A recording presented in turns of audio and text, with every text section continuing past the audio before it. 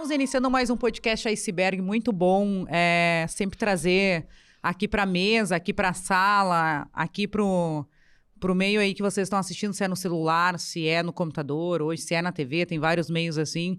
E eu sempre digo aqui no Iceberg que a ideia do Iceberg aqui é trazer a coletividade da política, é trazer o bastidor, é trazer aquilo que a maioria do pessoal que tem uma vontade de iniciar essa caminhada, porque política a gente faz o tempo todo, a gente faz em casa com a família, a gente faz, né, na escola dos filhos, a gente faz na nossa comunidade, no nosso bairro, o tempo todo. E aí muitas vezes as pessoas têm um pouco de ranço, vamos dizer assim, da política, e aí quando a gente traz e demonstra não só o nosso trabalho, mas também a parte do político em si, né, a gente vê, nossa, mas é um caminho difícil que não é tão fácil. E aí a gente passa por muitas coisas nesse caminho, inclusive crises, né? A gente trabalha a reputação dos políticos. E aí faz um tempo que eu tô querendo marcar essa agenda com esse nosso convidado aqui, que tá bem tumultuada, tá rodando o Rio Grande do Sul, aí os 497 municípios. Vamos receber hoje Kleber Benvenu. Eu tava há pouco pedindo assim, Kleber, como é que eu falo o teu sobrenome aqui que eu não quero fazer feio, né? Foi bem. Já falei bonitinho a primeira vez, agora eu só falo Kleber, isso, né? Agora pode errar. Assim que a gente passa pro nosso cliente, ó, fala a primeira parte, tu entendeu, o resto depois a gente vê. Mas assim, o Kleber é jornalista de formação, advogado também, né? Isso. É dono da empresa da Critério, né? Isso. Que atende aí muitos políticos pelo estado, também faz publicidade, propaganda de empresas, né? Publicidade até não, a gente faz a velha e boa assessoria de imprensa, assessoria né? de imprensa, transformada hoje porque o mercado pede, né? Isso aí, então seja bem-vindo, muito bom te receber aqui, tá? Para mim é um privilégio, tu é um dos nomes mais... eu não vou dizer requisitados, porque eu sei que tu tem bastante, mas uma reputação e carreira contigo mesmo, inclusive, porque tu é um case de sucesso. Muito bom te receber aqui. Obrigado, Isis. Obrigado pelas suas palavras, obrigado pelo convite, parabéns por essa tua iniciativa, de qual eu já sou seguidor bem antes de ter sido convidado, apesar de a nossa agenda não ter conseguido encaixar tanto, né? Hoje deu. E que bom falar de política, né, Isis? Desse jeito, assim, Hoje, política é conversa de bar no Brasil, né? Então, às vezes, tem certa intelectualidade que tem ainda nojinho, né? Até alguns colegas do jornalismo, política, que nada, as pessoas estão falando de política na mesa de bar, né? Diferente de uma vez. Eu me lembro lá, eu sempre gostei, né? Tu provavelmente também foi assim. E quando eu entrei na faculdade, lá em Direito, ou no segundo grau, só eu gostava, era o chato da política, né? Eu e um que outro amigo ali, metidinho. E hoje não, todo mundo gosta, todo mundo tem opinião. E eu acho isso uma evolução, na verdade, né? Então a gente tá falando de política num podcast, de bastidor. É um mercado profissional, como eu vejo que tu sempre aborda, que emprega muita gente da área do jornalismo, da área videomaker, da área da criação publicitária. Então, é uma alegria. Eu gosto de política. A política, ela é interativa, eu sempre falo, né? Tu vai no Uber, o cara tá falando sobre política. Ele não se posiciona, mas ele tem ali a opinião dele, né? Eu sempre falo, eu faço pesquisa de Uber. Eu tô fazendo pesquisa de Uber, dependendo do bairro que tu vai, já muda, né? Qualitativa, né? As qualitativas. Qual é o teu sentimento agora? O que tu tá achando? Deixa que eu faça a minha pesquisa. Porque a gente tem que sentir o cenário, eu sempre falo, né? E nada do que o chão de fábrica, né? Eu quando vou no interior, e às vezes fico num hotelzinho, num restaurante, né? Ali eu também faço, lá não tem Uber, né? Isso. E aí eu digo que eu sou viajante. Às vezes, sou viajante, né? E tá, como é que tá aí? Como é que tá esse prefeito? E aí também vai fazendo ali uma qualitativa que é valiosa.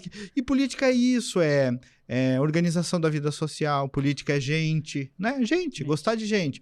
Às vezes eu digo para alguns, né, que vão me procurar lá, não gosto muito de me relacionar, não gosto... Não, se não gosta de gente, assim, né, que é aquela coisa do tecnicismo excessivo, então não vem, entendeu? Porque tem que gostar de gente, tem que gostar de compor, de dialogar, de enxergar o interesse do outro. É uma parte de vocação, de impulso pessoal, né, de graça pessoal. Algumas pessoas têm mais, outras têm menos. Pode desenvolver? Pode, mas os partidos têm que cuidar um pouco disso, né? Traz todo mundo para ser candidato. Não sei, tem gente que não leva jeito, deixa fora, entendeu? É isso aí.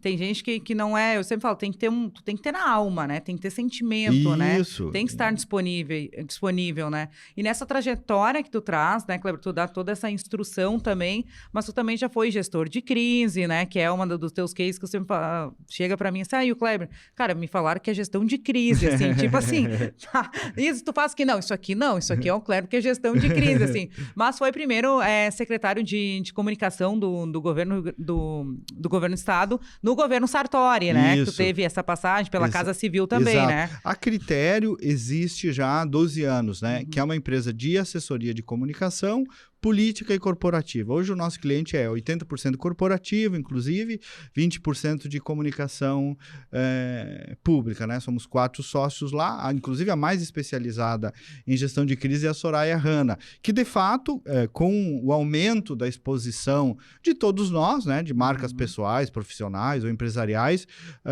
aumentou muito a necessidade desse cuidado da reputação como uma jornada e, portanto, com as incidências de gestão de crise que quase todos nós estamos tendentes a ela. No governo Sartori, que foi uma experiência no meio dessa caminhada de jornada empresarial e de comunicação política que apareceu, de fato também foi um momento de gestão de crise, né, Isis? Tu lembra bem, porque ali nós vivemos um momento de virada no Estado, né? Quando o governador, né, sucedendo ao governo do PT, decidiu... Eu me lembro a primeira coisa que o Sartori me disse, talvez uma das poucas que ele me instruiu quando me convidou: Kleber, eu quero abrir o livro, conta a verdade. Foi muito que a gente criou aquelas jornadas caravanas da transparência, né? Então andamos nas 9 regiões do Rio Grande do Sul, abrindo o livro das contas públicas, expondo os números. Por quê? Nós já estávamos vendo o que ia acontecer, que foi ali o atraso de salário, né? E ali é aquela gestão de crise de contenção de danos, né? Isis, tu não tem como solucionar pelo viés apenas da comunicação, por mais que tu explique, por mais que tu justifique, com uma oposição forte, batendo o tempo inteiro. Foi uma novidade o atraso de salários para o Estado. Ali caiu a ficha de muita gente. Pô, o Estado como que quebrou. Só que como toda crise existencial na vida da gente... A gente tentou fazer isso sim, sabe? Aí a gente trabalhou para isso. A gente tentou fazer daquela má experiência uma pedagogia para fazer as reformas, para mostrar que a crise era profunda, que era um processo que não se resolveria do dia para a noite. E essa consciência política foi sendo criada, sabe, Isis? O Estado, a sociedade política, nós passamos em todas as redações da capital e do interior explicando por que o Estado tinha chegado àquele ponto. E aí depois começaram as reformas, né? Quase boa parte delas passaram, fizeram sentido. Eu acho que, assim, do ponto de vista da cultura política, deu tão certo, mesmo o Sartori não tendo ganho a reeleição, imagina que nós estávamos com atraso de salário no dia da eleição. O governador vai... E fizemos 47% dos votos, né? Tendo, do outro lado, um baita adversário, que era o Eduardo Leite, né? Prefeito aprovado de Pelotas, uma campanha maravilhosa, coordenada pelo Fábio. Mas então tivemos um razoável, bom resultado eleitoral. E um legado político que foram para o segundo turno... 2 propostas com o mesmo viés em termos de responsabilidade fiscal. Então o Rio Grande compreendeu, né? Ali nas quales do segundo turno, chegava a 70% a taxa de compreensão das pessoas em relação ao problema financeiro do Estado e a necessidade de enfrentar. Então foi gestão de crise na veia, aquela experiência maravilhosa, por sinal, ao lado do governador Sartori. Sim, tem uma coisa que eu sempre falava, assim, que o gaúcho, já pela história, ele tem muita pressa, ele quer a solução para ontem, porque, né, nós somos um povo, assim, trabalhador e vamos fazer acontecer e aquela coisa toda. E eu me lembro que eu dizia assim na época, o problema é que vocês não querem deixar o gringo arrumar a casa, porque ele tem que arrumar durante esses 4 anos para depois vir, né, trabalhar nos próximos 4, mas como o gaúcho é apressado, não deixaram ele resolver. Eu tenho um apreço muito, muito grande, né, sempre falo que eu não faço propaganda para ninguém aqui. Não é isso, mas sim, tem personagens na política, personas na política que a gente respeita, né? Então, em Caxias do Sul, ele fez isso, né? Quem trabalha com política fica olhando o histórico. Tá, mas como é que esse cara funciona? Lá em Caxias, ele também sentou e disse, não, vamos parar aqui, vamos resolver, e aí vamos fazer. Chegou no Rio Grande do Sul, a mesma coisa. Isso que tu fala, vamos abrir... Foi que o Sartori falou, não, as contas estão aqui está o nosso problema, e a partir disso, depois de nós solucionar isso aqui, nós vamos para frente. E tu sabe que isso, bastidor, dá para contar muito, ele dizia para nós, desde o começo, o Sartori é uma figura política maravilhosa, que foge um pouco do dos modelos padrões que a gente tem aí, porque ele é um cara absolutamente intuitivo, ele enxerga o processo, não se baseia tanto no dia a dia, mas tem um olhar assim social, um olhar intuitivo, de compreensão muito valioso. Fora o caráter, os valores pessoais, enfim, ainda isso eu vou escrever num livro um dia sobre essa experiência toda. Sim. Mas eu quero dizer, desde o começo ele enxergou isso e ele nos dizia, olha gente, nós não vamos conseguir fazer quase nada em termos de obra, entrega, investimento. Só o que vai sobrar é a verdade e a honestidade. No fundo, foi o que aconteceu. Até a gente fez muita coisa assim, mas não tinha investimento, não tinha dinheiro para investir, não tinha dinheiro para pagar o salário, não tinha dinheiro para pagar todos os hospitais. Então, esse processo, para um governante não entregar quase nada maneira de dizer, né? Porque foi feito muito asfalto, que dava para fazer, foi feito. Mas foi muito duro isso. Mas, passado, vê como a gente tem que olhar a história sempre um tempo depois de viver ela, né? Isso. Olhando para trás, hoje o Sartori sai na rua, quando eu almoço com ele de vez em quando aí, uma vez cada 15 dias por aí, tô almoçando com ele, as pessoas querem tirar selfie com ele, porque a palavra-chave é essa aí que tu disseste, respeito. Então, eleição, às vezes a gente ganha ou perde, né? O que não dá para perder é o respeito. Né? Então, foi uma derrota eleitoral, mas não foi uma derrota política, né? É uma figura respeitada. E isso eu acho um baita legado que a gente deixou ali. A gente cravou mudou um pouco a cultura política do Estado, que, tudo pode, temos dinheiro para tudo, é só querer fazer, tudo é vontade. Nada, é conta. Às vezes é conta, é matemática. 1 menos 2 é menos 1. E a casa cai, né? Então, foi uma pedagogia também, assim, política para o Rio Grande, que acho que fez o Estado evoluir. O jornalismo, a política, todo mundo. As outras eleições também, ninguém que da defesa da gastança foi nem para o segundo turno mais, sabe? Então, acho que ficou, assim, uma consciência que a gente ajudou a criar ali naquele momento. Eu acho que ficou tanto essa marca que toda vez que tem aí candidatura de governo, o nome do Sartori volta para a mesa e sempre sempre é indicado em pesquisa nas qualitativas. Aparece. Né? Aparece o nome do E ficou Sartori. o bordão, né? Que é o Rio Grande é o meu partido? Não, esse foi do primeiro, que foi o Martinelli. Do segundo, o gringo tá certo. O gringo tá certo, é verdade. O gringo tá certo. Ele pode até ter perdido a eleição, mas o gringo tava certo. Isso é verdade, não tinha esquecido isso aí. Eu sempre falo, de vez em quando faço uma piada, falei, mas o Rio Grande é o meu partido. Isso tu trabalha para quem? O Rio Grande é o meu partido, cara. Não tem, né? A gente que é da política, verdade. Assim, que atende profissional, vários... né? Que atende vários candidatos de siglas diferentes, né? Eu gosto muito, assim, de estar do lado de fora. Eu sempre falo, assim, talvez não com tanto a paixão, por mais que a gente goste de política e que viva, né? Aquele tempo todo, assim, talvez nós olhar o cenário, né? Eu sei que tu fez algumas candidaturas agora de Estado, não sei quantas também, não sei se tu pode falar quantas foram, mas grandes vitórias, inclusive, né? Colocou muita, já ajudou a colocar muita gente na cadeira ali, né? Eu sei porque... o que a gente fala que ajudou? Porque é um guarda-chuva, né? Eu sempre gosto de dizer que ajudou. Bem isso aí mesmo. Tu falou a palavra certa, isso ajudou. Porque às vezes, eu acho, tem uma super projeção também do nosso papel, no nosso papel, quer dizer, de profissional da comunicação, em detrimento da política, sabe? Então, a critério, que quem comanda essa área da comunicação política é o Juliano Tadeu, por sinal é um grande profissional, né? Ele que comandou esse processo todo. Fizemos, para te dar 3 exemplos, fizemos posicionamento e estratégia de narrativa, né? E alguns também identidade visual, aí depende, claro, de cada contratação, mas vou te dizer, Zuco, Marcel, Anne Ortiz e Pedro Westphalen.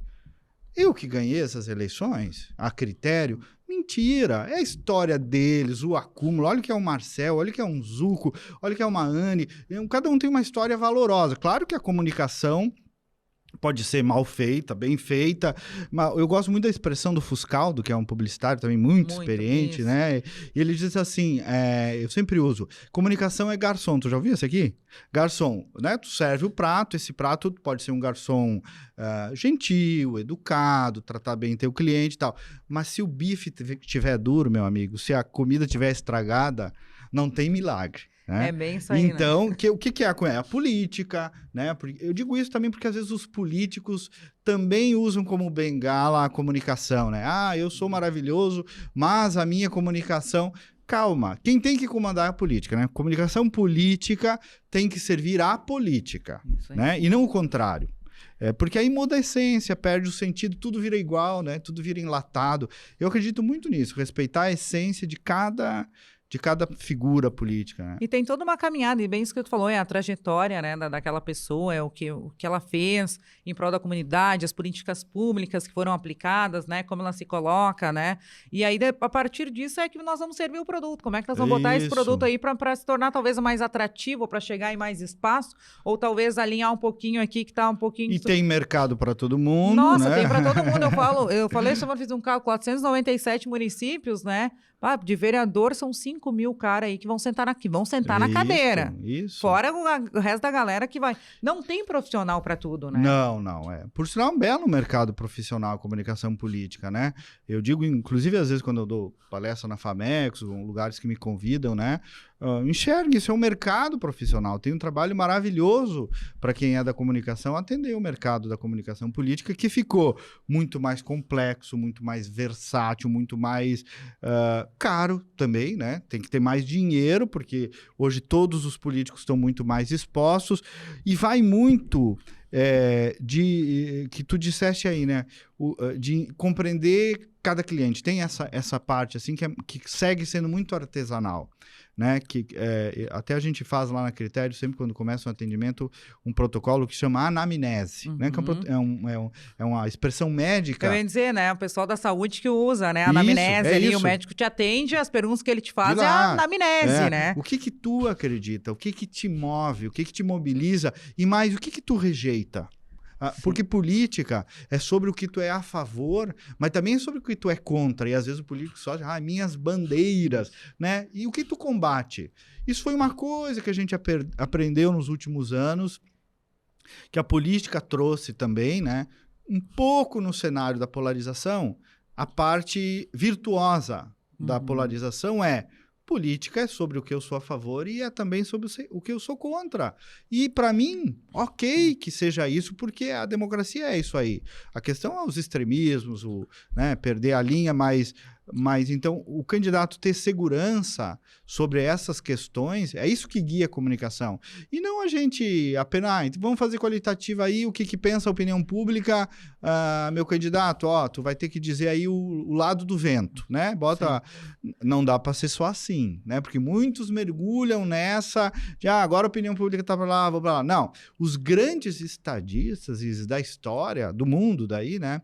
Foram aqueles que, às vezes, foram até contra a opinião pública. A opinião pública está indo para lá, o líder é aquele que vem e diz, não é para lá, meus amigos, é para cá. Esse é o líder de verdade, que tem capacidade de liderar, às vezes até invertendo a tendência da opinião pública.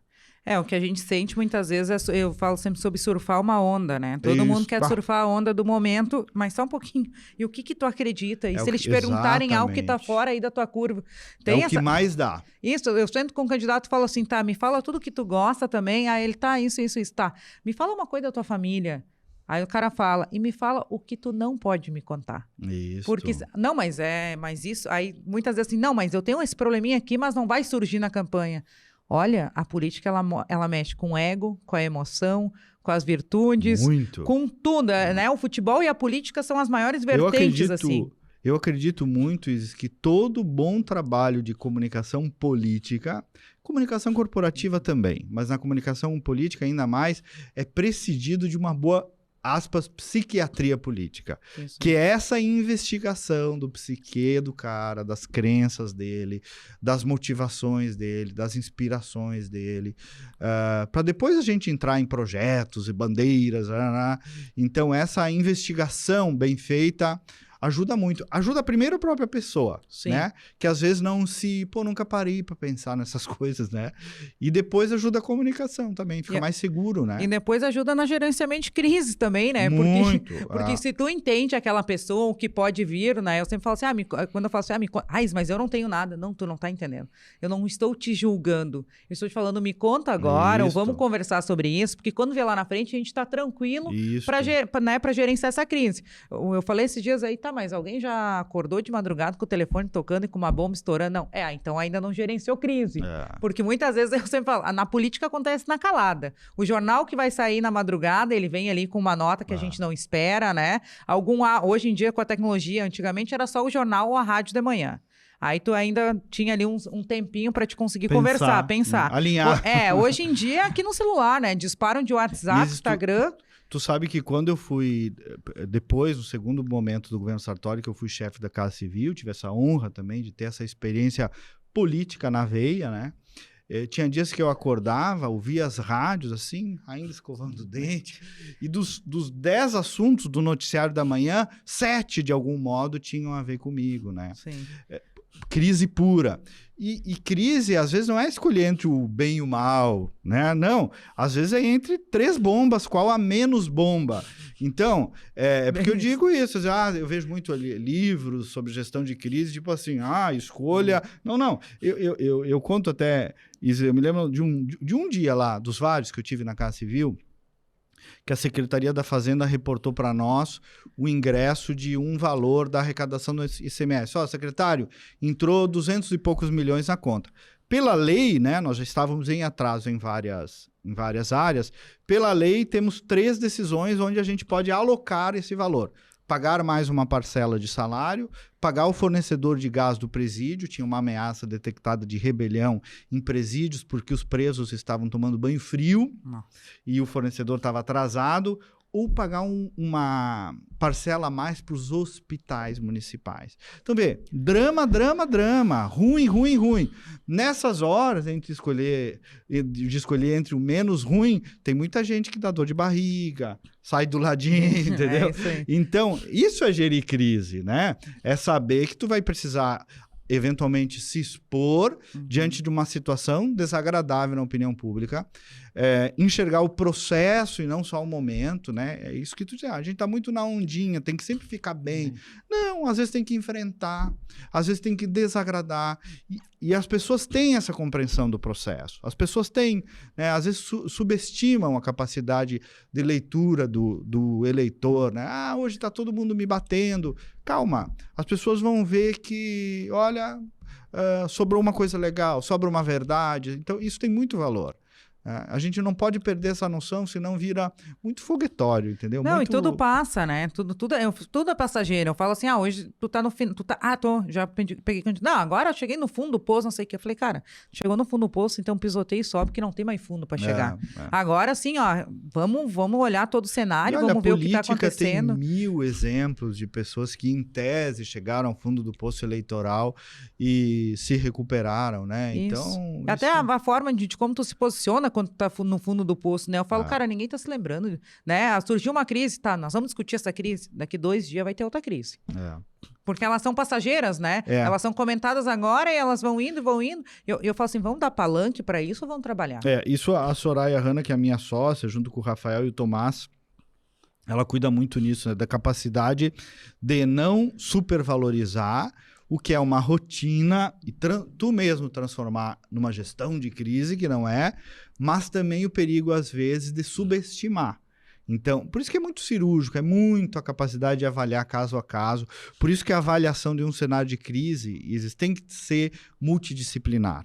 Tem que estar ali o advogado, tem que estar ali o jornalista, a comunicação, sem dúvida, tem que estar o gestor da área, é multidisciplinar. Porque também menosprezar a crise, não vou responder porque amanhã vem outra, cuidado, vai ficando uma ferida, o casco do navio furado, vai entrando água. Então, só que o que não dá é para fugir, inclusive de decidir, não vamos responder, é um segmento lá, o cara tá fazendo barro, então, mas o que tem que ter é um processo para avaliar esses casos, né? Em cada caso é um caso, vocês não vão abrir um livro ali, vão abrir uma página na internet e vão achar a solução. Isso é que nem tu construir a política, né? Como tu construir um partido, eu sempre falo assim, não existe um curso, uma coisa que tu senta aqui, abre um livro e diz assim, tu vai chegar na casa da pessoa, tu vai convidar a pessoa, tu vai gerir, tu vai convidar o outro para participar. Não existe, isso é do dia a dia, né? Tu tem demarcadores técnicos que a gente aplica muito na critério, mesmo na iniciativa privada, tipo um protocolo para gabinete de crise,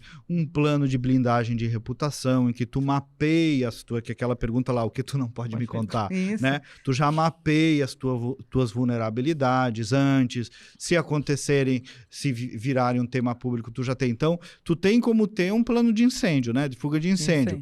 Agora, nunca o teu livro vai ser suficiente, né? O teu book sempre vai precisar dessa análise, dessa sensibilidade, qual é o meio que saiu, qual é o tamanho da repercussão, né? Então esse cuidado caso a caso é insuperável. E muito também que a gente vai acumulando, né? Hoje eu tô com 45, de esfregar a barriga no balcão e viver bem isso que tu diz, várias experiências e de várias dimensões. Então isso ajuda muito, né? Essa coisa, eu sempre falo assim, que mais apavora os políticos é a crise, né? E se eu for pra rede hoje é se eu for cancelado, se eu for não sei o quê, tipo assim... Vamos lá, tu tá na política, é uma exposição do dia a dia, né? Tem que estar disponível, querendo ou não querendo, né? Quem se candidata, eu sempre falo assim, o cara escolheu ser candidato hoje, né? Senta com a família e conversa. Vamos lá, tá todo mundo disponível, tá todo mundo na roda, porque em município pequeno tu sabe, né? Tu vai levar teu filho na escola, os caras vão aqui contigo, né? Não é assim, não é essa coisa que vive aqui em Porto Alegre, que vive em Brasília. Muito isso. Essa experiência no governo, Isis, me ajudou muito a viver esse outro lado do balcão, sabe? Porque eu sempre fui de bastidor, né? Um assessor, um profissional de comunicação, e ali, evidentemente, virei vidraça, de algum modo, político, né? Secretário de Estado é um agente político. E muda essa relação, a gente compreende esta exposição pessoal, a minha mãe ir numa cabeleireira lá em Casca e chegar uma antiga professora minha indignada que eu estava atrasando o salário dela e meio ofender a minha mãe. Então, é outra experiência. Meus filhos na escola, professor não sei o quê, um professor petista, lá. Então, fora ameaçinhas aqui e ali nas redes sociais, um sindicalista, aconteceram várias coisinhas, né? É dura essa lida, né? É dura essa lida isso que tu falaste na abertura, né? Este outro lado não glamuroso do fazer política, do ser político, do ser candidato. Nós que atendemos sabemos o que é a vida desses caras, né? Tem muito corrupto, muito bobalhão, muito imbecil, como em qualquer área, né? Mas tem muita gente boa, muita gente dedicada ao trabalho, muita gente de valor. Não muda muito a radiografia da sociedade. Olha, ali o que eu atendo os dois mundos ali, né? Nós todos atendemos o mundo privado e o mundo político, né? O padrão moral é semelhante, com todo respeito, assim, né? Eu vivi, Isis, e quero escrever sobre isso, eu vivi uma experiência política de honestidade. Eu vivi um governo em que não tinha autorização para roubar, para corrupção, sabe, um governo limpo. Presenciei fatos específicos de comprovação de um governador honesto, que é o Sartori, de absoluta intolerância com qualquer espécie de desvio dessa ordem, de todos fomos para casa do jeito que entramos, e tu tem que decidir ser honesto. É igual na vida, né? Porque oportunidades surgirão de enganar todo mundo. A honestidade é um valor primeiro pessoal, não é partidário.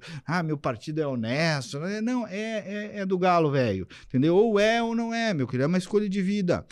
Tu com o travesseiro, com a tua espiritualidade, com o teu caráter, né? Mas dá. Dá. Acho que é uma coisa muito importante que traz assim, que a política é essa agora da polarização. Eu vejo muitas pessoas não falando sobre si, sabe? Falando assim sobre um conjunto, ou defendendo um ou outro, tanto esquerda como direita, né? E aí eu falo assim, cara, eu não boto a mão no fogo por ninguém, porque eu tenho que fazer as minhas escolhas. Eu sei os meus princípios, a minha moral, o que eu vou escolher, como eu quero trabalhar, por que eu quero trabalhar dessa ou dessa forma. Mas assim, não sair em defesa de ninguém. Claro, tu pode ter, né, mais aliado. Meus pensamentos são mais alinhados com essa pessoa, com aquela. Mas assim, nesse setor que a gente passou agora de bolsonarismo e os lulistas e aquela coisa, porque eu sempre falo que não tem isso, né, lulista, porque é um cenário que é um cara e do outro lado do Bolsonaro é o Bolsonaro, ponto. É uma paixão, é uma defesa. Eu tava lendo esses dias um livro que dizia assim, não tem como tu discutir com isso. Porque muitos acabam passando por cima da sua própria ética, da sua própria fé, e talvez buscando naquela pessoa sei lá, não é uma experiência, assim, mas colocar um mártir, sabe? Aquela coisa assim. Tu sabes, eu ando falando sobre isso, gosto de refletir sobre isso, e acho que o processo de polarização, eu até às vezes tento fazer o que o Papa João Paulo II dizia, né? Um sinal de contradição, porque, bater na polarização também virou um pouco clichê. Não, a polarização é da própria política. Aqui no Brasil é que tinha pouco, né? PT contra PSDB, né? Então, surgiu uma polarização mais delineada. E ideologia, que são os pensamentos. O que é ideologia? É um conjunto de pensamentos organizados em torno de uma agremiação partidária, por exemplo. E tudo certo, tudo valendo. A questão, e aí serve para a esquerda ou para a direita, quando a gente migra para uma idolatria, né? Que é essa paixão desmedida e superprojetada numa pessoa, ou mesmo num campo, por assim dizer, né? Os coletivismos de qualquer espécie deram muito errado. E não, eu me lembro lá, aprendi dentro de casa, pensa pela tua cabeça, né? Tenha criticidade o tempo inteiro, não idolatre seres humanos, né? Idolatre santos, Jesus Cristo, né? Uma dimensão superior, porque aí vira um perigo mesmo e uma cegueira absolutamente total. E acho que nesse ponto, assim, de fato foi longe demais para todos os lados. Agora, o que sobra... sim, eu acho que é posicionamento de campo, né? Tenho valores mais identificados para lá, para cá. Eu mesmo tenho, nunca eu digo agora nos meus espaços na Bandeirantes, na Jovem Pan, né? Não me tome por isento, né? Não, porque eu pratico jornalismo de opinião. Então, eu não sei, eu sou um mero analista. Eu procuro analisar os fatos para além das minhas preferências, ok? Mas certamente as minhas preferências influirão na análise dos fatos. E a de todos nós, mesmo daqueles que dizem que não, né? Não, todos temos. Viver é uma escolha, é uma preferência, é um posicionamento. E eu acho que não se pode criminalizar isso, entendeu? Eu não gosto da história do Olimpo dos independentes e dos isentos. Estamos aqui em cima, no trono dos isentos, avaliando os... Não, menos. E se chegou nesse ponto de polarização, isso eu converso com algumas pessoas também de todos os campos, inclusive do campo do centro, né? Se chegou num ponto da polarização a tal, não é só culpa daqui não, entendeu? Um gerou o outro, ok. Mas se gerou, é porque o campo moderado também não produziu líderes, não produziu um conteúdo, não produziu um projeto de país que fosse engajador, não produziu um líder social como o Lula e o Bolsonaro. Então, todo mundo tem que ter autocrítica, né? Não dá para ser só juiz dessa história aí. É bem isso, eu concordo plenamente com tudo que tu falou, assim, as pessoas, elas querem se... Eu sempre falo, sempre tem uma vítima na história, né? Aí agora na Assembleia teve aí, né? Saiu muito político já que estava a tempo com vários mandatos, né? Vários deputados que estavam e que não conseguiram sentar na cadeira por causa da questão da polarização ali, porque teve uma vertente. Daí eu sempre falo assim, tá, mas então alguém não trabalhou. Isis, porque nós estamos a tempo. Sim, mas o jogo mudou, né? Isso. E a gente tem que saber olhar. Então, se estava aparecendo mais, se estava vivendo mais, se estava... Qual que era o discurso daquele momento? Como tu se posicionou sobre isso? Isis, e tem que muito cuidar. Isso é bíblico também, filosófico, né? Seja quente ou seja frio, os mornos eu vomito, né? Tá lá no Evangelho. Tem às vezes...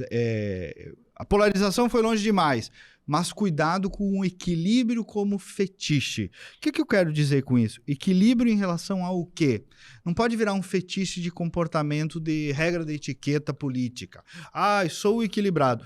O mensalão foi feito com equilíbrio. Verdade. Né? Lava Jato, todas as golinhas igual a minha, todas as pessoas bem vestidas. Então, calma com isto, né? Eu entro em casa, minha filha está sendo violentada, tem um assaltante, vou agir com equilíbrio? Não, eu tenho que ser desequilibrado e se eu tiver armado, vou dar um tiro no cara para defender a minha filha. Desequilíbrio era ficar passivo, entende? Então, o ser humano tem que ser verdadeiro antes de tudo, né? O político tem que ser verdadeiro, tem que ser mobilizado pelas coisas que ele acredita. Político não é magistrado, né? Político tem lado, tem posição, essas coisas que nós temos que naturalizar de verdade, assim, no Brasil. E isso não significa estar num extremo ou no outro, né? Sim. Significa, às vezes, rejeitar os dois, mas o que não dá só é Pilatos, né? Lavar as mãos e sentar assim num trono de magistrado. É isso que eu acho que não porque cabe. nem é, eu sempre falo que acaba virando um personagem, né? Porque tu não consegue, talvez, segurar aquilo muito tempo, né? Também. Não consegue se manter na frente, assim. Hoje, em qualquer momento, tu ligou um celular, tu tá gravando. Então, assim, muitas vezes, porque agora tem essa questão do Lula, né? Que o Lula fala besteira, não sei o quê. Aí, eu pude receber aqui, né? Alguns de esquerda, uns de direita. Claro. Aí, a gente chegou numa conclusão. Ele sempre foi esse cara. Só que nesse momento tem um monte de câmera ligada para ele. E ele tá falando. E o que eu digo também, eu me lembro que uma vez, há muitos anos atrás, um cliente me pediu, no começo ainda da história das redes sociais, né? E ele até se comparou com o Marcel. Eu disse, mas eu não consigo engajar minhas redes, meus cards, minhas fotos. Ele culpava o coitadinho do jornalista que estava do lado dele lá. Eu digo, cara, tu que não é interessante. Tuas posições não são boas. São mornas o tempo todo. Tu tá o tempo todo preocupado em enganar todo mundo, que aqui no interior se chama almoço ensaboado, né? Sim. O tempo inteiro preocupado em não enganar, agradar todo mundo, né? Então, isso também tá velho, viu? Se a polarização cansou e hoje as pessoas estão procurando o ponto de equilíbrio, mas também esse mussum ensaboado, que só quer agradar todo mundo, falar coisas agradáveis o tempo inteiro, também cansou. E o eleitor está treinado para detectar esse cara, está exigindo mais posicionamento. Pode fazer isso com postura, com equilíbrio, com firmeza, não precisa ser bobalhão, não precisa ser radical, sabe? Então, esse processo todo tem muito aprendizado também. Eu acredito que a rede social, ela traz essa coisa, assim, de querer... muitos querem se mascarar com aquilo, assim. Porque o Marcel é uma prova viva disso que eu falo, assim, agora que tu trouxe o nome dele, eu me lembrei.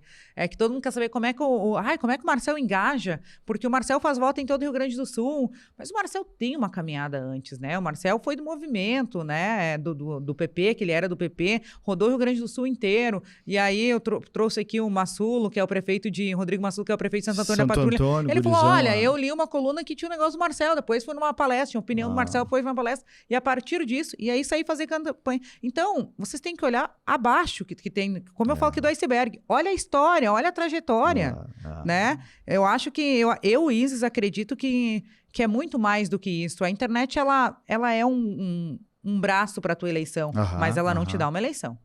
Excessivamente, lá, assim, 1 em 1 milhão, né? Tem os caras que se transformaram lá e tem até esses. Mas eu concordo contigo, no todo a internet é um complemento importante, mas não é o todo de uma comunicação política, né?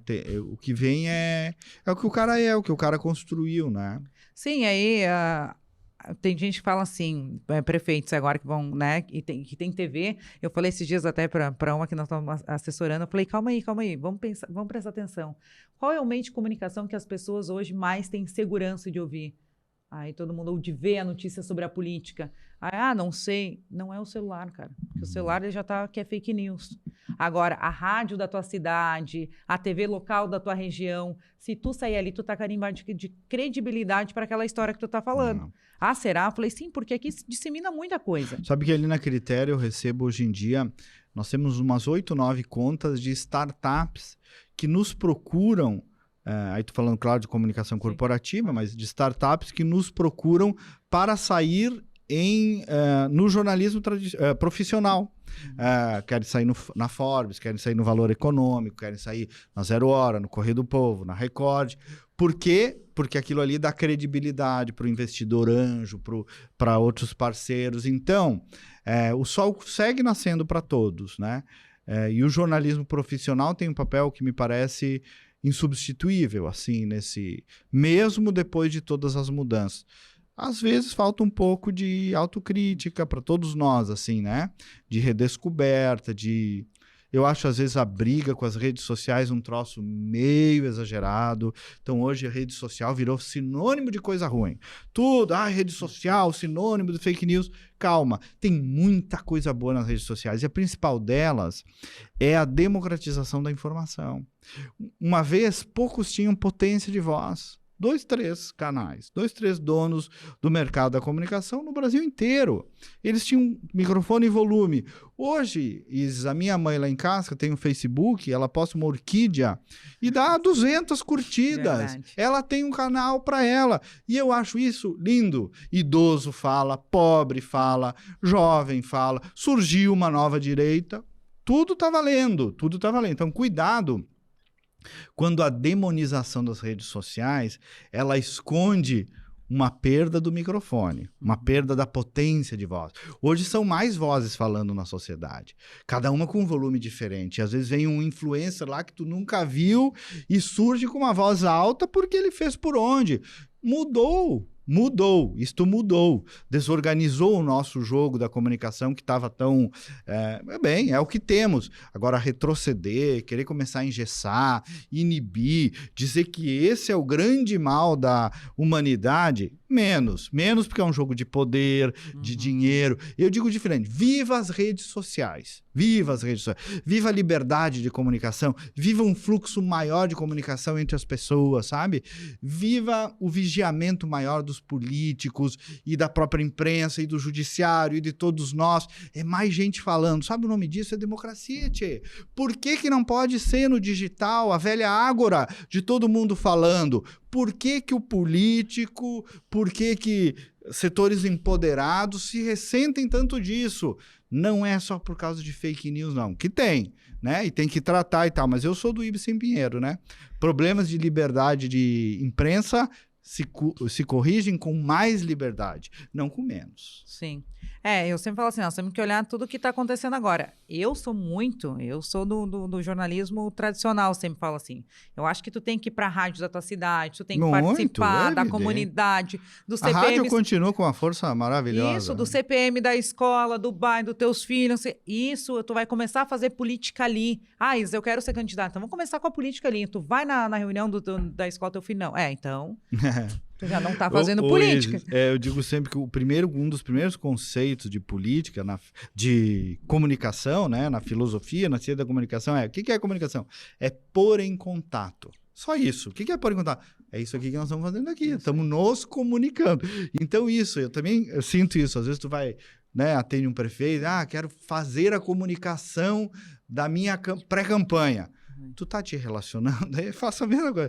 Tu tá visitando as pessoas, tu tá ouvindo, tá conversando, tomando um chimarrão, tomando um café com as pessoas. Isso é comunicação, é o conceito mais primário de comunicação, não é o teu card. Isso, né? Não, porque eu sempre, tem umas coisas assim que eu fico abismada quando eu chego e as pessoas me falam, né? Porque eu não sei esconder. Eu até seguro a língua, mas a expressão facial eu não venço, né? Eu sempre falo assim, né? Entrega assim, então, isso porque não tem espaço não tem espaço aqui no jornal, que o jornal não gosta de mim. Eu falei, e a tua rede social como é que tá? Tu tá falando para as pessoas o que tu pensa ou tu quer que o entrevistador senta aqui? Por que tu não levanta de manhã aqui e fala o que tu quer? Mas não é assim. Não é assim, não. Se tu não tem aquele espaço aqui, a gente tem que tentar outro espaço aqui. Porque a mídia, ela tá ali para te entregar. Se posiciona sobre um assunto, vê se isso não vai circular na cidade. Vai circular. Só que tu tem que ter uma posição. Tu não pode ser esse moçum ensaboado que tu falou. E aí é isso que eu acho que o mercado político precisa compreender, e ainda não compreendeu tanto, a necessidade de profissionalizar a comunicação, né? Em todas as áreas. Porque hoje, como eu disse há pouco, ficou mais complexa e mais cara. Uma vez comunicação numa campanha do interior era imprimir o plano de governo, muitos municípios não tinham nem rádio, e um cartaz para tu colar em durex quando tu ia numa capela no interior. Era isso. Hoje tem vídeo, tem áudio, tem foto, tem texto o tempo inteiro. O candidato não consegue cuidar sozinho. Então, tem profissionais para isso, tem gente que sabe fazer, tem que compreender e valorizar a partir dos teus, aquilo que a gente falou no começo, dos teus valores, da tua essência, mas traz alguém para te ajudar, porque tu não vai dar conta. E outra, tem muita gente que só se preocupa em o que vai postar e não interage nos comentários, não interage com os seus seguidores, não, né? Só despeja. E não interage, né? Então isso não entendeu a rede social. Porque não entendeu. Lá do outro lado tem uma pessoa também, né? Não, e só querem as coisas bonitas, né? Só querem assim, eu quero lacrar, eu quero que os comentários sejam só as palminhas. Isso, Aí esses dias eu tava estourando, aí o que a pessoa falou? A pessoa falou isso, falei, quem é que chamou ela para conversar? Aí, não, manda vir tomar um café. Aí eles olharam assim pra mim, eu, sim, manda vir tomar um café, eu posso estar aqui. Porque essa pessoa, ela quer ser ouvida. E a rede social, ela tem coragem de falar o que ela pensa. Ela não tá contra, ela não tá se botando... Ela tá dizendo assim, ó, essa é a minha opinião, vamos debater sobre isso ou não? Tu ignorando ela, vai saber que tu não vai... Não, olha, não tem diálogo aqui. Porque querem ser notados, né? Eu sempre falo, o votinho dela tá disponível. Isso. Vamos pegar pra nós, vamos deixar alguém responder ela. Porque aquele cara que der a mesma opinião, talvez, que ela ali, né? Ela vai conversar. Tá, Is, mas se a minha opinião não é a mesma que a dela, não importa. Ela quer ser ouvida. Não, e às vezes, eu falo nas minhas palestras, o processo de convencimento de uma pessoa na política significa compreender que em algum assunto ela pensa diferente de ti. O político, às vezes, tem uma ânsia de ser adorado. Isso aí. E quer que as pessoas concordem 100% com ele. Não, eventualmente isola uma parte das coisas que tu discorda, compreende que aquilo... Pô, as discordâncias nós temos dentro de casa, com a mulher, com a mãe, com o pai, ninguém vai concordar contigo 100%. Agora, separa essa discordância, deixa o eleitor discordar aquele assunto de ti, não precisa sempre querer agradá-lo também, e ele vai compreender, pois é nisso que eu discordo, mas o cara lá é gente boa, é sério, é honesto, ele discordou de mim olhando no olho, me explicou, eu não concordei. Isso precisa resistir, que no fundo nós estamos falando de essência, uma coisa que a gente trabalha muito na Critério. Não dá para perder a essência, né, Isis? Não dá para violentar as coisas que tu acredita, tuas crenças, os teus valores, porque aí sim vira um produto, né? E eu resisto a essa ideia da política do vender sabonete. É bem diferente, né? É bem diferente e a gente não pode perder essa diferença, senão vira uma guerra que não é uma guerra de verdade, né? É uma guerra comercial ou até financeira, às vezes. Sim, porque a política ela não é receita de bolo, né? Nada vai se aplicar igual, né? Nunca. Não tem como, até quando faz um bolo em casa, não é toda vez que fica bom, né? Tu tá seguindo ali o passo a passo, mas assim não funciona. A mesma coisa é a política, né? Por isso que tem vezes que chega para mim alguns casos, ou algum cliente assim, eu tenho hoje a possibilidade de querer atender ou não, né? E esses dias me trouxeram um nome e isso quer falar contigo. Eu falei, olha, agradece lá o contato. Já nem quero. Porque não acho que a gente tu já conhece o jeito, eu também já conheço o jeito, já não tem assim. Então, assim, se posicionar, né, sobre isso, sobre aquilo. A gente que faz, que atende os nossos clientes, acho que é uma das coisas que a gente tem que fazer é acreditar nele, né? Acreditar, bater um bom papo, saber se aquilo te conquista. Tem que tirar um sentimento nosso também pro mais, né? Sem dúvida. A gente tem que acreditar naquela campanha, naquele cara que quer fazer políticas públicas, porque depois ele eleito, ele vai legislar para mim, sabe? E esse envolvimento e esse acreditar vem mesmo tu atendendo mais de uma pessoa, né? Um envolvimento com cada um como sendo um, né? E cada pessoa é uma pessoa, né? Uma pessoa maravilhosa, uma pessoa com suas características. Agora, realmente, na última linha, a gente também se envolve emocionalmente, a gente acaba torcendo junto, vivendo junto. A gente sabe o que aquele político passou, né? O que ele fez milhares de quilômetros, não dormiu, passou mal, esteve doente, e a gente passa tudo ali junto, né? Porque a gente tá o tempo inteiro... comunicação assim, vamos cancelar essa agenda, mas o que houve? Não dá para manter a agenda? Não, tá bem mal hoje. Aí o cara, tu sabe que teve uma crise aí que bateu feio, o cara não quer levantar da cama. Eu já fui lá, vamos lá. Já vivi isso também. Sabe? Né? Não, mas eu não vou mais, não, vamos lá. Todo mundo tem suas crises existenciais, de identidade, os seus bloqueios, né? Crise tão forte que eu bloqueei e não quero enfrentar. Quem nunca, né? Problemas que vai deixando de lado e prefere fingir que não existem, e existem, né? Eu me lembro, o Isis teve um tempo atrás uma história engraçada que eu atendi um candidato no interior, fui visitar o município, cheguei na reunião do partido, do diretor executiva, tinha umas 10, 11, 12 pessoas, entrei na sala, um salãozinho assim, senti um fedor de sovaco, de asa mesmo, né? Fedor de asa, de homem. E aí, digo, puta que fedor. Aí fiz a reunião e tal, fiquei só com o candidato, cheguei perto dele, fedor.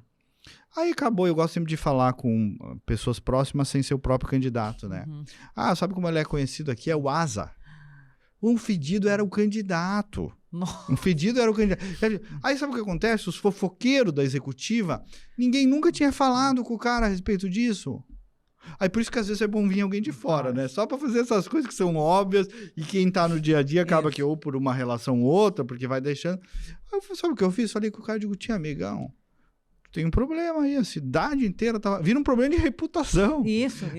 Eu digo, temos que ver isso aí. E era um problema de saúde, não é que o cara era porco, entendeu? Ou mal lavado, não. Tem gente que tem essa característica e tal. Sabe o que foi? Foi numa cidade ali do lado, consultou uma dermatologista, 2 creminhos, acabou o sovaco do cara, né? Então, a gente tem que fazer um trabalho com esse grau de intimidade, de liberdade. Isso eu contratualizo muito com meus clientes, né?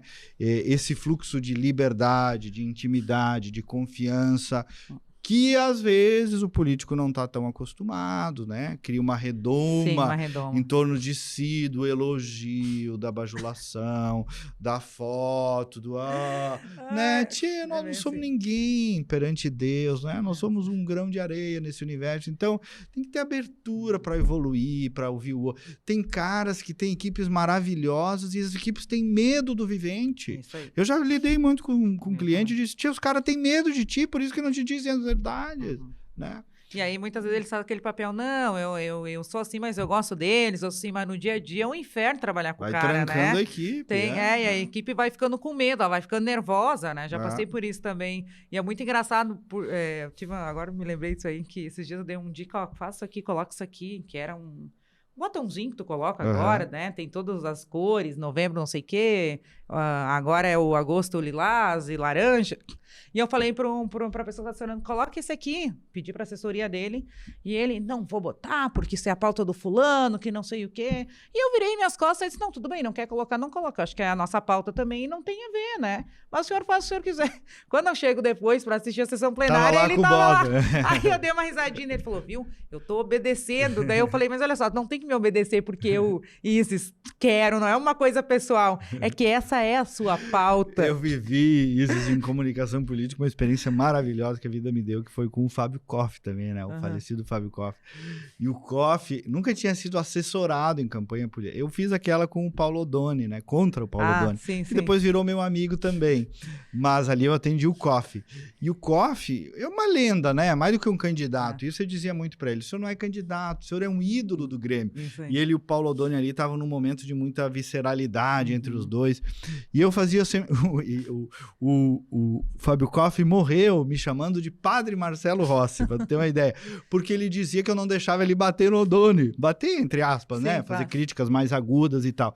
E, de fato, eu não deixava porque o cara tava com 85% de aprovação nas pesquisas, um ídolo do Grêmio, não tem que descer a debate. Eu digo, o senhor é um multicampeão, né? Vamos falar das suas conquistas e tal.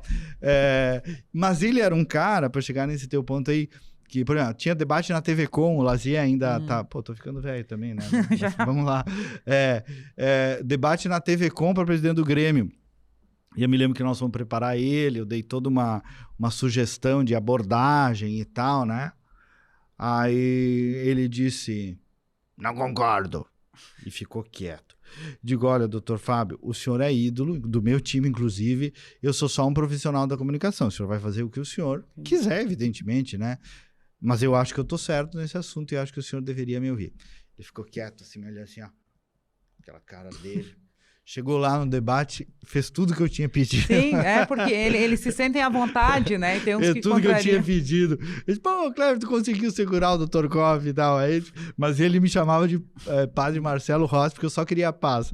Né? E nem sempre a paz, né? Depende da estratégia de cada eleição. Às vezes a gente tem que partir para o ataque dentro da ética e da lei, né? Mas tem umas que não tem porquê, né? Principalmente quando tu é favorito. E cada caso um caso, né? Eu falo assim, eu me sinto muito à vontade quando eu tenho um amigo meu que é lá do Paraná, lá, professor da Universidade Federal, até estava na Copa agora, que ele adora fazer essas coisas assim, de viajar, ir pra Copa e não sei o quê. Tava na Copa Feminina agora, ajudando lá nas FanFest, né? E eu falei, cara, tu não tem que dar aula?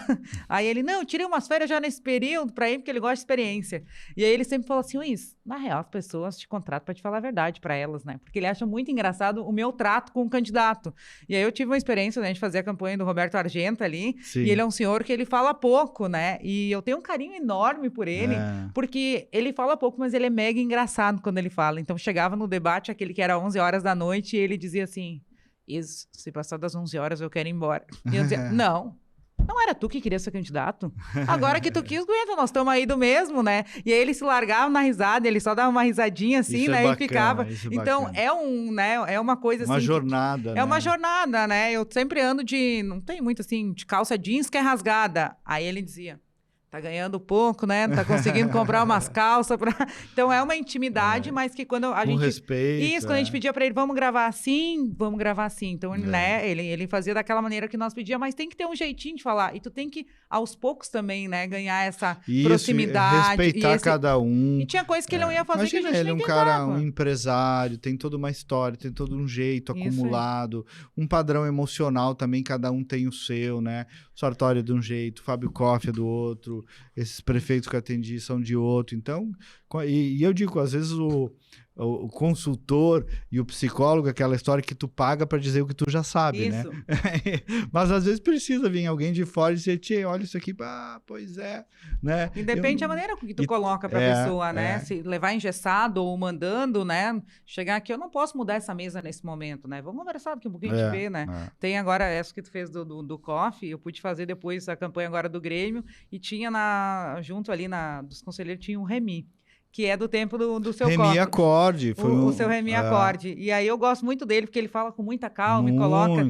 E foi a minha primeira campanha de times, né? E aí ele me dava as dicas. Uma grande figura humana. E ele sempre me dava as dicas. Lidei com ele também. Aí ele é um querido, né? É um querido, e ele sempre me dava as dicas inteligente. do seu Fábio Koff, né? Assim, porque o Koff fazia assim, o que tu acha? Vamos fazer. E eu sempre escutava muito ele. Naquela eleição foi ele, o Paulo Luz, e a gente fez com a Capela.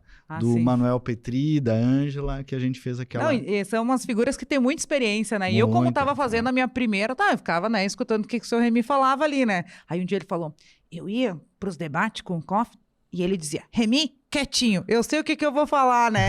E ele chegava e ele destruía, né? E ele tinha aquele carinho, sabe? Aquela coisa, assim. Eu tenho a foto desse dia da preparação para o debate no TV Com, eu, o Remy e o Fábio Koff. Não, o Remy E aí saiu o resultado da pesquisa e ele me fez, assim, uma saudação calorosa, assim, nunca vou esquecer dizendo isso, eu sei teu esforço, não foi culpa tua que a gente perdeu, tu fez um trabalho excelente, assim, vai ficar muito carinho guardado, assim, que é são umas pessoas bacanas que tu conhece no caminho, né? Pra mim a gente tem que, às vezes, eu acho, nesses processos de comunicação política, e também de comunicação corporativa, mas de comunicação política, tu precisa também ir... Eu vou usar uma expressão que eu não quero que seja pretensiosa, mas ir educando o cliente e calibrando o cliente sobre as nossas potencialidades de entrega. Porque a gente tem que ser muito claro sobre o que consegue entregar e o que não consegue entregar. Porque eu tô lá no CAMP, né, que é o Clube Associativo dos Profissionais de Marketing Político. Tem um livro que eu já dei a dica aqui quando trouxe o Fábio também, o Fábio, né? A Moreira, o Fuscaldo, tem vários gaúchos ali. Esqueci o que eu ia falar agora. De calibrar as nossas entregas, porque às vezes ficou um pouco assim uma herança lá do tempo do Duda Mendonça, não por culpa dele, mas uma super projeção do profissional da comunicação política, e tem uns que seguem assim, é comigo, eu que ganhei, e aí quando perdeu é culpa do candidato também. Então, menos, né? Tem eleições que a gente vai perder, mesmo acertando sem... Aquela eleição do Sartori, por exemplo, né? A segunda...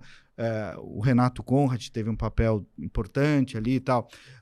Eu acho que a gente fez tudo certo. Nós saímos com 9% de intenção de voto. O governador no começo tinha 65% de rejeição. Do outro lado, sempre digo, o adversário também joga. Do outro lado, o Eduardo Leite, um craque em comunicação, com o Fábio Bernardi e a Tânia junto para completar, também acertaram tudo, né? Então, e perdemos a eleição, mas chegamos com 47%, uma eleição dificílima e tal.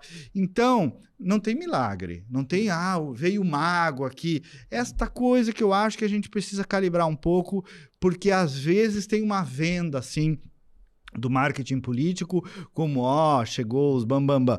Menos, Batista, menos, que tu vai perder. É igual o técnico de futebol, a gente ganha, a gente perde. Claro, pode ser mais competente, menos competente, acertar mais, acertar menos. E ter capacidade crítica nossa também, né?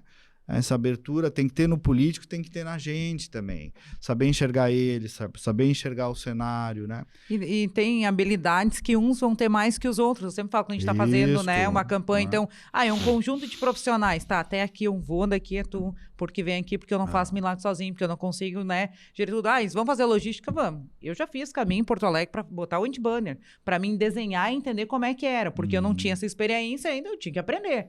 E aí, tá, mas olha só, isso aqui eu não posso fazer. Eu quero entender como é que faz, porque uma hora que apertar, nós vamos saber fazer. Por quê? Porque é um conjunto, né? Eu sempre falo assim, quando a gente é pequena, né? E a mãe da gente cobra as coisas da gente no interior. Se não souber, tem que fazer, porque tu tem que aprender a fazer. Aí eu sempre falo isso pra minha filha agora, que ela tem 11 anos, eu falo, Clara, tu pode até ter dinheiro depois pra pagar, mas tu vai ser enganada se tu não ter a noção de como é que faz. Claro. Né? Então, assim... Eu tive vários professores na vida. A primeira campanha maior eleitoral que eu fiz foi o segundo turno do Rigoto, quando o Rigoto se elegeu como governador, com o Percival Pugina. Era aquela campanha que o Rigoto ganhou, tinha uma equipe toda de marketing por trás, mas o Rigoto fazia alguns conteúdos para ele, ali eu comecei a escrever. Depois eu fiz a do Turra, do Turra para governador e da Mônica Leal para senadora, com o Fábio Bernardi. Aí aprendi, eu era um redator auxiliar dele, então a Tânia estava naquela campanha também, então abertura para aprender, né, Isis? E agora com essa gurizada da internet e tal, então nós temos que ficar com as lamparinas todas abertas. Tem muita coisa que não tinha antes, né, tem conteúdo na internet, claro, não dá para acreditar em tudo que vê, tá, não adianta pegar lá, digitar no chat GPT e achar que tu vai fazer aquilo ali e vai funcionar, não é isso também, porque eu sou muito contra, porque eu acho que é o arroz e feijão que tu faz, é uma construção, graças né? a Deus isso nada substituiu. Isso, sabe? É uma coisa, é uma construção. Porque eu digo, sabe o que é isso, no fundo? É política. O que comanda é política, é um raciocínio político, é um raciocínio de crenças, é um raciocínio de posicionamento, e depois vem a camada da comunicação. Mas tem que ter como base a política, senão perde o sentido. E eu acho eu acho que a política ela é tão massa, assim, porque todo mundo pode participar, né? Isso. Então, assim, em campanhas tu vai ver, assim, a galera que é doutorada em outra área, trabalhando ali. Tem gente que carrega bandeira, que tá disponível. Aí, eu me lembro que uma vez eu disse assim, chegou um currículo pra mim, eu falei assim, tá, mas essa menina aqui é doutorado, o que ela quer aqui? Não, porque ela gosta, ela quer uma nova oportunidade, não sei o quê. E quando ela veio trabalhar comigo, ela era excelente, assim, ela sabia fazer muita coisa, assim, de praticidade que tu precisa dentro de uma campanha, sabe? De produção. Todos os papéis são importantes. Sabe? Eu sempre falo assim... Muito. Né? Desde, sei lá, um cara que carrega a bandeira lá na sinaleira para deixar lá para a equipe ter a bandeira, para ter visibilidade na campanha. Esse cara é importante. Muito. Mais, talvez, do que o cara que tá ali, sei lá, só te gravando nesse momento e tem essa coisa de pompa, sabe? Porque eu tô aqui, porque eu entro aqui. Cara, o mais importante é o cara que faz acontecer na rua. É esse cara que faz acontecer. O cara que entra de manhã lá em cima na vila e desce, panfleteando. E nas eleições municipais que estão se aproximando aí, ainda mais, né? Ainda mais. Uma eleição eu tô visitando aí municípios de 6 mil, 7 mil, 3 mil, 8 mil eleitores. Imagina esse trabalho de comunicação política... Homem a homem, mulher a mulher, né? Na veia. E é muito bom, né? Eu venho de uma família política que é isso aí, é bater na porta, entrar pra dentro e vamos lá, vamos conversar. Eu sempre falo, né? É um comício dos antigos. E agora, graças a Deus, vamos ter uma campanha sem pandemia, né? Então vai ser uma campanha de beijar, de apertar a mão, de viver, de vida real, né? Graças ao bom Deus, isso vai ser muito melhor. Vamos retomar. Vai ser bem prazer. Eu já tô animada, né? Já quero as próximas campanhas, já iniciei essa caminhada agora, né? Na preparação aí dos candidatos. Tem muita coisa acontecendo. Nossa, né? Muita coisa boa. Já tá se encerrando o nosso prazo aí, né? Mas eu quero te agradecer, muito obrigado. Quero que tu deixe um recadinho aí pra nossa galera aí, que talvez quer concorrer na próxima, não sei, sobre reputação.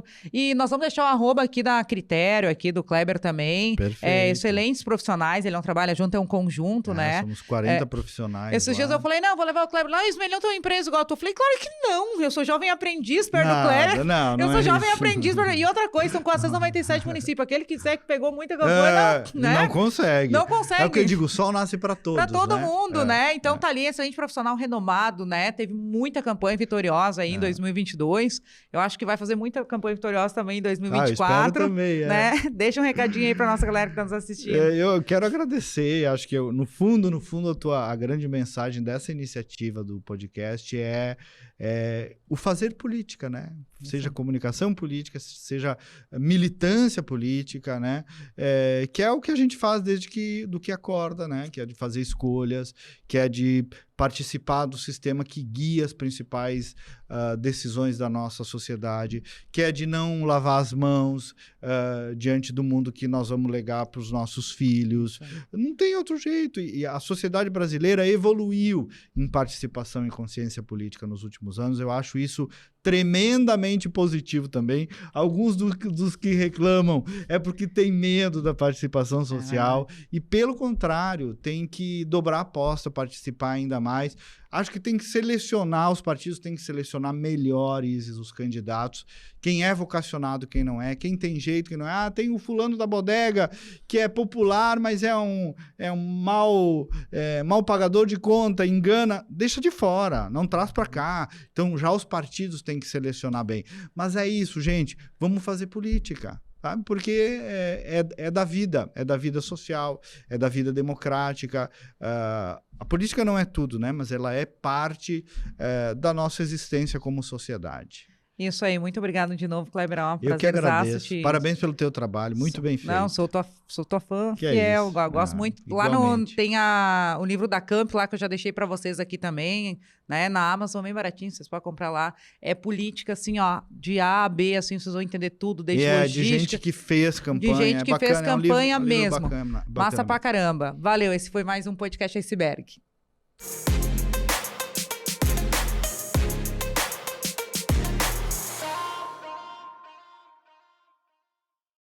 O Zeca também tá ali, a Tânia